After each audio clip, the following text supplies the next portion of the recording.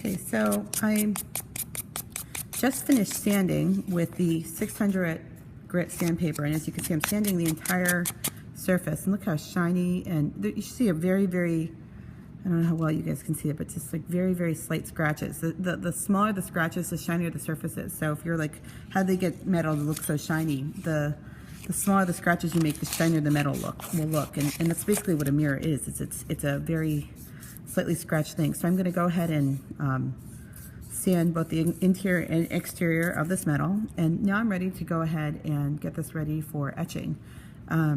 So etching is where you put this into an acid, and we don't want the interior at all to be etched. So I found the most effective stuff is just cheap nail polish, not on the entire surface, but we don't want the interior to be etched at all. We're not going to have a design on it. So before you start working on the exterior surface, I'm going to very carefully come in here and coat the interior surface with this nail polish. Now, don't worry if it leaks a little bit on the outside. I can get you some nail polish remover and we can clean that up a little bit. But what you want to do is completely coat the inside of your piece, because if you have any exposed metal at all, the acid will be able to react with it and it'll eat away at it. So I'm going to go ahead and make sure I have an even coat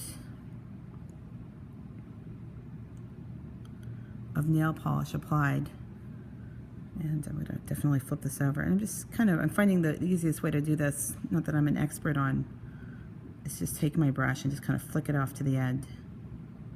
And it's okay actually if a little bit of this nail polish gets over just right on the surface here, because we don't want that to be etched either. So I'm actually going to bring this over to the surface like that, and just work your way around. Take your time, and again, I don't work with nail polish often, but I think it takes about 5-10 minutes for this to dry, so not very long at all. But yeah, I'm just going to kind of gently dab the surface too. Again, what I don't want is something like that. If that happens, you know, I can just work that into the design actually, but if I have like a major smear, I just come back with some nail polish remover and clean that up off the surface. So again, if I see some kind of bald spots here, so I'm going to go back and reinforce that. But that's basically that one part of the design.